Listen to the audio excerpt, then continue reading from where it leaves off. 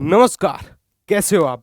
तो आप में से कई सारे बच्चों के कमेंट आ रहे हैं कि गुरुजी हमको UP triple SC junior assistant की जो परीक्षा होने वाली है, जो फॉर्म हम फिल कर रहे हैं, उसके बारे में कुछ पता ही नहीं है कि क्या उसकी शैक्षिक अर्हता है, क्या उसकी मुख्य लिखित परीक्षा में नंबर हमको किस प्रकार मिलेंगे, या अगर मैं किसी राज्य के लिए खेलता हूं, मैं एक इंटरनेशनल प्लेयर हूं या फिर मैं राज्य स्तरीय प्लेयर हूं, तो मुझको उसका क्या फायदा होने वाला है। अगर मैंने ग्रेजुएशन भी की है और साथ के साथ फर्स्ट डिवीजन के साथ पास की है, तो मेरे लिए कितने अंक मिल जाएंगे। तो आज इन्हीं सभी बातों का समाधान होगा। तो फटाफट से सेशन को लाइक शेयर करना। चलिए जी, तो हम किसके बारे में बात करेंगे? यूपी जूनियर असिस्टेंट भर्ती परीक्षा 2022। सबसे अच्छी बात क्या है कि इसमें पदों की संख्या 1262 है। काफी उच्च पद आपको देखने को मिलेंगे। चलिए जी, अगर शैक्षिक योग्यता की बात करी जाए तो सभी को पता होगा कि किसी भी मान्यता प्राप्त विश्वविद्यालय या संस्थान से इंटरमीडिएट 12th मांगी गई है आपसे, या फिर उसके समकक्ष कोई परीक्षा आपने उत्तीर्ण की है, तब आप ये फॉर्म फिल कर सकते हो। और साथ के साथ आपके पास ट्रिपल सी का सर्टिफिकेट भी होना चाहिए। आपके पास ट्रिपल सी का भी सर्टिफिकेट होना अनिवार्य है।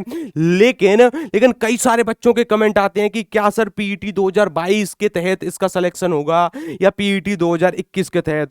तो ध्यान रखना, पीईटी, अगर मैं पीईटी की बात करूं तो 2021 के तहत इसका सिलेक्शन होगा। अगर आपने पीईटी 2021 दिया है, 0 से अधिक अगर आपके नंबर हैं, तब आप ये फॉर्म फिल कर सकते हो। काफी शानदार वैकेंसी है। जानते हैं कि आपका जो आपकी मुख्य परीक्षा होगी वह किस आधार पर होगी, क्योंकि मेरिट बननी है वह मुख्य परीक्षा पर ही बननी है ना। चलिए जी, देखो, आपकी 1.5 घंटे की परीक्षा होगी और ये 3 भागों में बांटा गया है। जैसे इसमें 130 प्रश्न होंगे आपके, जिसके लिए अंक आपके 65 निर्धारित किए करे गए हैं।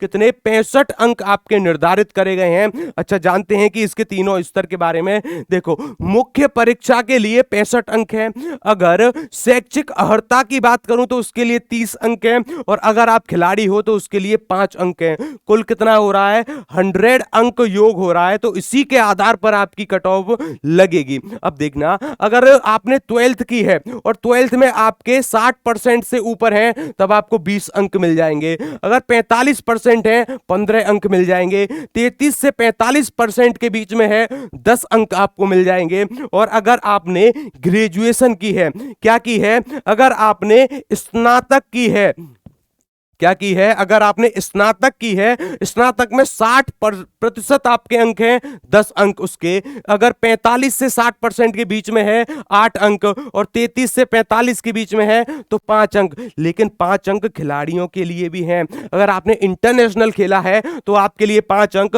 राज्य के लिए 4, और स्टेट के लिए, सॉरी, जिला के लिए 3 अंक। कुछ इस प्रकार से प्रावधान है। चलिए, तो सभी बच्चों के लिए काफी सुनहरा अवसर है। अब कई सारे बच्चे बोलते हैं, क्या गुरुजी पीटी के आधार पर चयन होगा? नहीं, ये जो मुख्य परीक्षा आयोजित होगी ना, इसके आधार पर आपका अंतिम चयन होना है। तो सभी बच्चों को एकदम तैयारी पर ध्यान देना है। ऐसा मौका बार बार नहीं आता। अगर आपने ग्रेजुएशन की है उसका भी फायदा होगा, 12th में अगर आपके अच्छे अंक हैं उसका भी फायदा होगा, और अगर आप कोई खिलाड़ी हैं तो उसका भी फायदा आपको होने वाला है। अगर इससे संबंधित और भी कोई जानकारी निकल कर आती है तो उसको लेकर मैं आपके सामने आऊंगा। तब तक के लिए नमस्कार। ऐसे ही हंसते रहें, मुस्कुराते रहें। चलिए, धन्यवाद।